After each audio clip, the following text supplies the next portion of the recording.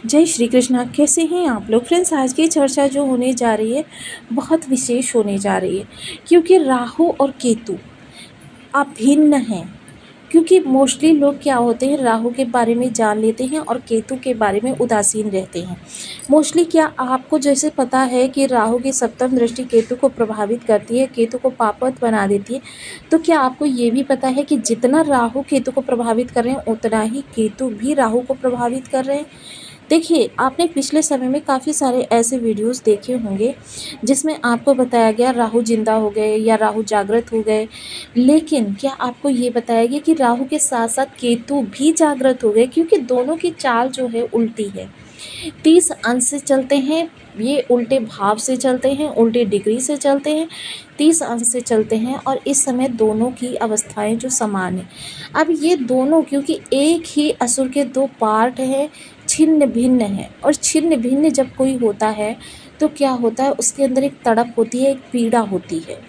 उस तड़प और उस पीड़ा को किस तरीके से शांत किया जा सकता है? देखिए, मोस्टली क्या होता है कि जब तड़पते हुए किसी से भी आप उम्मीद करें कि वो आपको प्रसन्नता देगा, तो ये कैसा लगेगा? बहुत ही दुष्कर लगेगा सुनने में कि तड़पता हुआ व्यक्ति आपके लिए प्रसन्नता भरे कार्य किस तरीके से कर सकता है। यही जो सिचुएशन इस समय पर केतु और राहु की होती है, तड़पती हुई होती है, इसीलिए ये सबको निगेटिविटी देने का कार्य करते हैं जिस भी भाव में जाते हैं, क्योंकि ये स्वयं तड़प रहे हैं, छिन्न भिन्न हैं। तो अब जब छिन्न भिन्न को कहीं से सांत्वना या कहीं से कोई ऐसी स्थिति बन जाती है जिसके आधार पर इनकी तड़प शांत होती है, तब ये आपके लिए लाभ की स्थिति निर्मित करते हैं, यानी तब ये आपके लिए कुछ अच्छा करते हैं। क्योंकि देखिए, सदैव राहु ही गलत नहीं होते, केतु भी गलत होते हैं। और राहु केतु की निगेटिविटी अगर कहें तो राहु की निगेटिविटी केतु की निगेटिविटी के आगे गौड़ है, यानी छोटी है। केतु के प्रभाव चाहे निगेटिविटी में हो या पॉजिटिविटी में हो बहुत बड़े होते हैं। अब यहाँ पर आपके मन में संशय होगा कि केतु किस तरीके से शुभ करेंगे, क्योंकि राहु धन भाव में बैठे हुए हैं। भाई, धन भाव में बैठा हुआ ग्रह मोस्ट पावरफुल होता है। आप मोस्ट पावरफुल ग्रह का प्रभाव आपके लिए किस तरीके से रहना है, क्योंकि इनकी सप्तम दृष्टि दोनों की एक दूसरे को समसप्तक योग सदैव बनाकर रखते हैं। इन्हें सर्प की संज्ञा दी जाती है। और केतु जो देखिए धड़ है। देखिए, आपने कभी ये नहीं सुना होगा कि केतु राहुवत कार्य करते हैं, आपने सदैव सुना होगा, क्योंकि यहाँ पर भी देखिए संशय हो जाता है। क्योंकि ज्योतिष का एक बड़ा मर्मज्ञ कहता है कि केतु जो है गुरुवत कार्य करता है, दूसरा बड़ा मर्मज्ञ कहता है कि केतु कुजवत कार्य करता है। हालांकि अपने अपने एक्सपीरियंसेस के आधार पर ये चीज़ें होती रहती हैं, लेकिन यहाँ पर चर्चा हम कुजवत या गुरुवत नहीं कर रहे हैं, लेकिन सिर्फ किसी चीज़ के प्रभाव आपको बताने के लिए। और केतु क्या है? सात्विक प्लेनेट है, क्योंकि ये अपने आसपास के इन्वायरमेंट को देखकर आपको प्रभाव देते हैं। अगर आसपास का इनका इन्वायरमेंट निगेटिव होता है तो मसलन आपके लिए प्रभाव जो इनके होते हैं वो निगेटिव होते हैं। लेकिन आसपास का एनवायरनमेंट अगर आपके लिए पॉजिटिव होता है तो फिर ये भी पॉजिटिव होते हैं। जैसे कि आपने चंद्रमा के उस योग के बारे में सुना होगा कि चंद्रमा पूर्णमासी के हैं, चंद्रमा पक्ष बल से मजबूत है, चंद्रमा डिग्री वाइज अच्छे हैं, चंद्रमा अंश बल से मजबूत है, चंद्रमा पर गुरु की दृष्टि भी है। लेकिन फिर भी चंद्रमा आपके लिए पापवत क्यों है? क्योंकि उनके आगे और पीछे पाप ग्रह बैठे हुए हैं। तो देखिए, जब भी चंद्रमा के आगे पीछे पाप ग्रह बैठे हों, चंद्रमा पापी हो जाते हैं। चंद्रमा के आगे और पीछे शुभ ग्रह बैठे हों, चंद्रमा शुभ हो जाते हैं। और ये सूत्र केतु के साथ भी लागू होता है। केतु जो आपके अष्टम भाव में बैठे हुए हैं, इनके एक भाव आगे गुरु बैठे हुए हैं, एक भाव पीछे जो है शुक्र बैठे हुए हैं। दो अध्यात्म गुरु। अब दो अध्यात्म गुरु क्योंकि परम सात्विक हैं, परम शांत हैं, परम वैराग्य है, और अध्यात्म में भी भौतिकतावादी में भी दोनों के विशेष प्रभाव हैं। तो आइए जान लेते हैं केतु के यह शुभ योग की किस तरीके से आपके लिए प्रभावशाली होने जा रही है। आदान प्रदान इनका निरंतर चलता ही रहता है। इसी आधार पर आगे केतु का जो ये बड़ा खेल होने वाला है, इस पर चर्चा को बढ़ाते हैं। तो बने रहिए हमारे साथ इस वीडियो में एंड तक, आपको बहुत कुछ जानने के लिए मिलेगा। वीडियो बहुत ज्ञानवर्धक होने वाला है।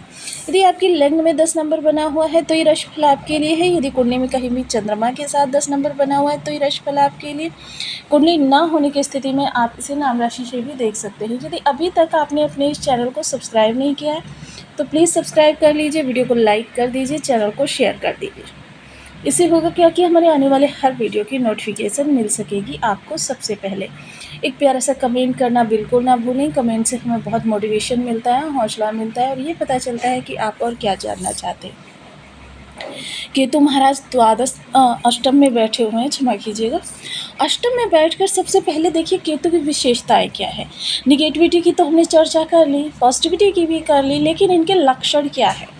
लक्षण क्या है? उदासीनता, यानी कोई भी कार्य ऐसा कि जैसे कहते हैं ना, रमता जोगी बहता पानी, इनकी गति किसी ने न जानी, वह वाला हाल होता है केतु का। सबसे पहले तो विरक्ति उत्पन्न करते हैं।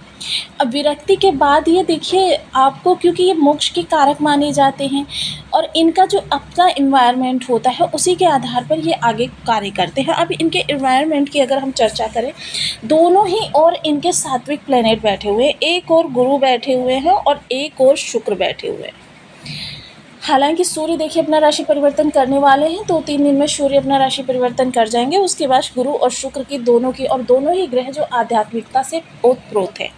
और यह आध्यात्मिकता से ओतप्रोत, क्योंकि जैसे आपने केंद्रुम योग के बारे में सुना ही है कि अगर आगे और पीछे पाप ग्रह बैठ जाए तो चंद्रमा पापवत कार्य करने लगते हैं। सेम यही चीज़ें केतु के साथ होती हैं, क्योंकि केतु देखिए स्वयं इनका सिर नहीं है, सिर्फ एक धड़ है और उस धड़ के आधार पर कार्यों को आगे बढ़ाते हैं। और यहाँ से ये जब देखिए इस समय आध्यात्मिकता तो प्रबल हो ही जाएगी। इस समय आपका मन जो है काफ़ी शांति और काफ़ी अध्यात्म की और बहुत सी ऐसी रिसर्च जो देखिए विशेषता अगर हम कहें तो ये द्वितीय भाव महत्वपूर्ण होता है आपके कर्म से आजीविका के लिए, क्योंकि द्वितीय भाव से ये भाव जो है आपके सप्तम बैठा हुआ है। ऐसे में किन लोगों को लाभ हो सकता है? ऐसे में देखिए जो लोग रिसर्च फील्ड से जुड़े हुए हैं उनको बहुत ज़्यादा लाभ होगा। जो कोई सहयोगात्मक कार्य करते हैं, टीम वर्क करते हैं, या फिर कोई ऐसा कार्य करते हैं जिसमें लोगों को आदान प्रदान, कंसल्टेंसी वगैरह, ये चीज़ें कार्य करने वाले लोगों के लिए बहुत अच्छा होने वाला है। वहीं सप्तम स्थान जो होता है आपके जीवन साथी की इनकम का भी होता है। तो यहाँ पर ये जीवन साथी की इनकम को दिखाएंगे। जीवन साथी यदि कार्यरत हैं तो उनको लाभ इस समय बढ़ सकता है। पद प्रमोशन के योग भी निर्मित हो सकते हैं, जो कि आपको बहुत ही लाभकारी सिद्ध होने वाले हैं। वहीं अगर चर्चा करें केतु की पंचम दृष्टि की, तो विदेश भाव पर जाने वाली है। विदेश से जुड़े हुए कार्यों के लिए इस समय आपके लिए काफ़ी लाभ निकल कर आने वाला है। अब जो लोग देखिए इस समय कोर्ट कचहरी में जुड़े हुए हैं, तो देखिए जैसे मैंने बताया ना, उदासीनता, कोर्ट कचहरी के प्रति इस समय आपके अंदर काफ़ी ज़्यादा उदासीनता आने वाली है और आप यही सोचेंगे कि कैसे इन मसलों को हम जल्दी से जल्दी सुलझा दें ताकि हम आगे की लाइफ जो है टेंशन फ्री रहें। तो इस समय इन चीज़ों के लिए भी आप प्रयास कर सकते हैं। इन्वेस्टमेंट संबंधी कोई कार्य करना है वो भी आपका इस समय पर संपन्न होता हुआ दिखाई देगा। चर्चा सप्तम दृष्टि की करें तो सप्तम दृष्टि में राहु स्वयं विद्यमान है। तो यहाँ पर देखिए इस समय कुटुंबियों के साथ आपकी जो एक तरीके की कहते हैं ना खिंचाव सा, थोड़ा सा अंदर से खिंचाव सा आपके रहेगा।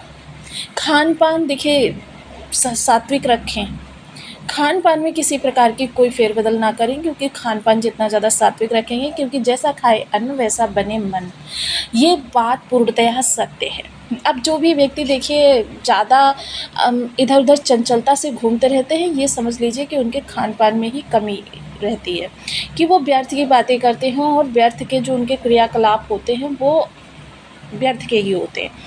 अब इनकी नवम दृष्टि, क्योंकि इन ग्रहों के पास नवम दृष्टि इस समय आपके घर पर भी जा रही है। तो इस समय जिम्मेदारियों के बोझ के कारण कहें या फिर आपको कहें कि थोड़ा सा आप विरक्ति सी महसूस करेंगे। आपको ऐसा लगेगा कि एकांत में कहीं बैठकर स्वयं का चिंतन किया जाए, स्वयं के साथ कुछ बातें की जाए। और ऐसे व्यक्ति जो होते हैं वो, यकीन मानिए, जो व्यक्ति स्वयं को समझता है, स्वयं से बातें करता है और स्वयं के लिए कुछ करना चाहता है, ऐसा व्यक्ति निस्संदेह है। क्योंकि जब वो अपने अंदर गहराई में उतरता है तो वो अपनी प्रतिभा को अच्छे से समझता है, अपनी योग्यता को अच्छे से समझता है, क्या उसमें कमियां हैं उनको जानता है, और क्या उसके अंदर एक्स्ट्रा ऑर्डिनरी चीज़ें हैं वो जानता है।